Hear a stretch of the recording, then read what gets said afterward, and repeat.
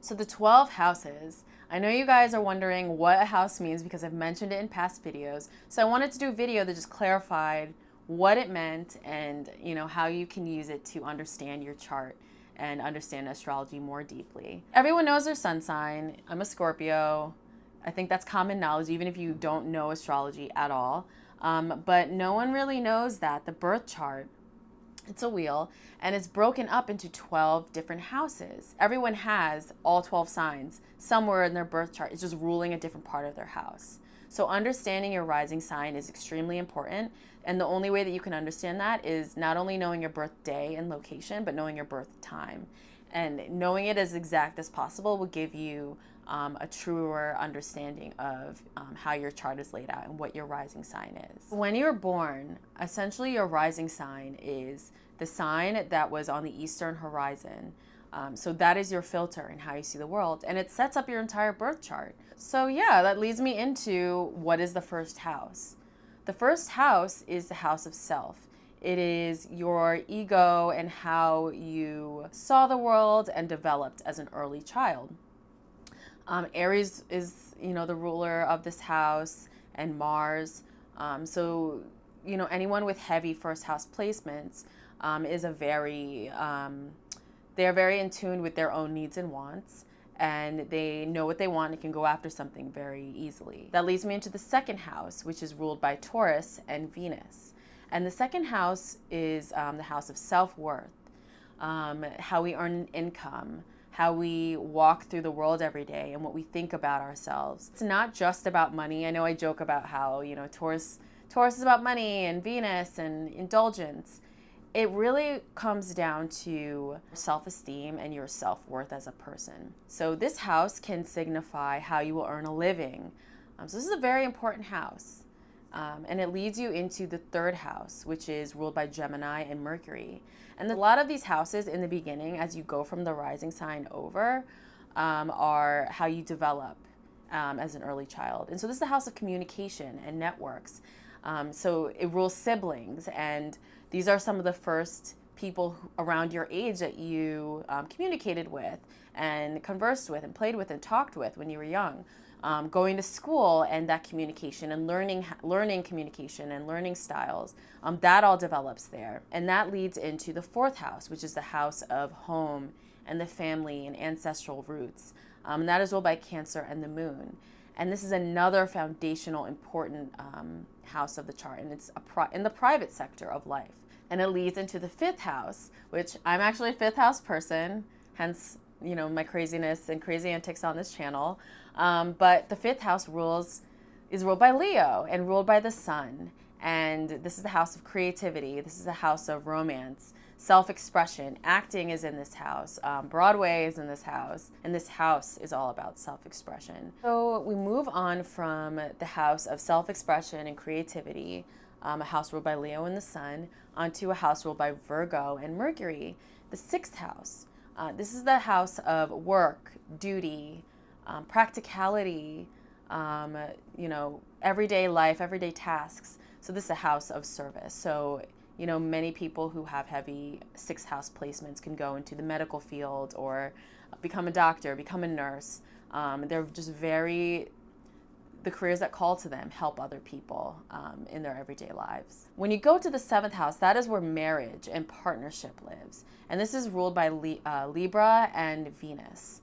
And Libra as a sign is all about balance and partnerships. So this can not only be marriage and, love partnerships, but this can also be business partnerships and how you sign contracts and the types of business partnerships that you commit to.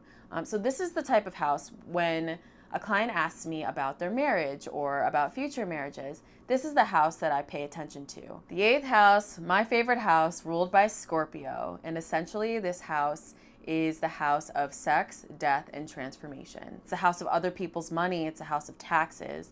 Witchcraft is in this house and things unknown, things hidden, things beneath the surface. So whenever someone has planets and heavy placements in this house, even if they may not be a Scorpio, those scorpionic attributes color that person's personality and color different areas of their life depending on what planet is in that house. You don't have to be scared of this house if you have placements in this house. It's a very special house, and change can be positive, and the death of things can be positive. The only way that you can make changes in your life is to point out what is, dead, what is not working for you anymore. And you have to sometimes unearth all of that. So that unearthing of the issues and pointing out what does not need to be in your life is really what the 8th house is all about. So we're going from the 8th house of death and transformation and graduating up into the 9th house of higher learning, travel, expansion. It's ruled by Sagittarius and Jupiter,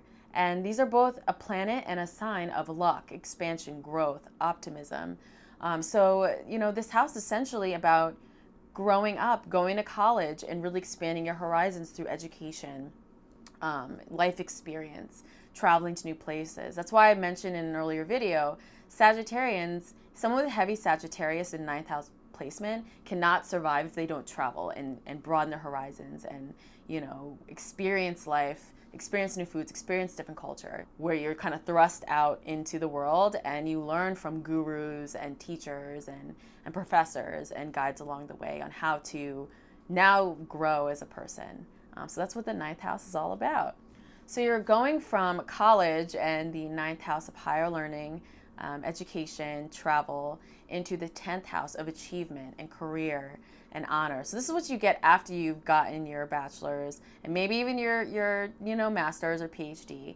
This is where you go to really shine and make an impact in the world. And this house is ruled by Capricorn and Saturn. They are all about harsh lessons, hard work.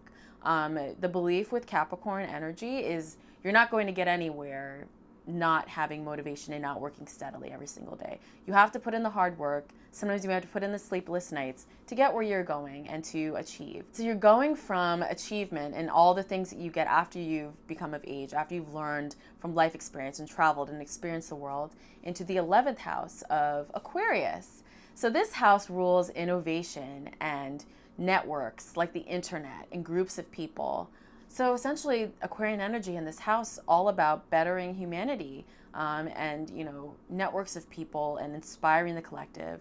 I mentioned in past videos someone like Oprah is in Aquarius, and the 11th house exemplifies that energy.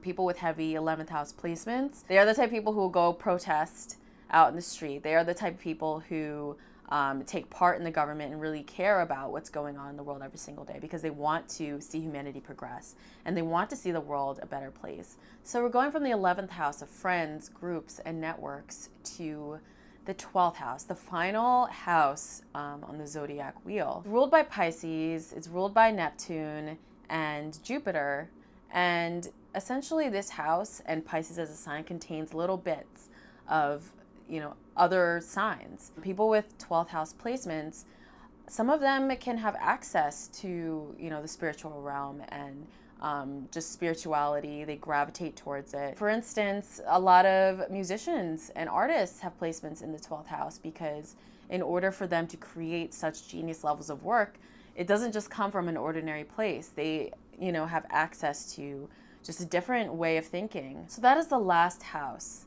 on the zodiac wheel and in the birth chart. And essentially understanding every single house and its meaning can really help you have a deeper understanding of your birth chart and just a deeper understanding of how certain planets and aspects affect your life. So when someone's talking about a lunar eclipse or when someone is talking about a Saturn return, you can have a better understanding like, okay, the Saturn return is happening in my 6th house. So that means there's essentially my daily life and my work is going to be under review. So hopefully you guys can make that connection. Please let me know if you have any questions in anything you want me to clear up in the comments below. Don't forget to subscribe and share with a friend who loves astrology. Don't forget to follow me at Lilith Astrology on Instagram.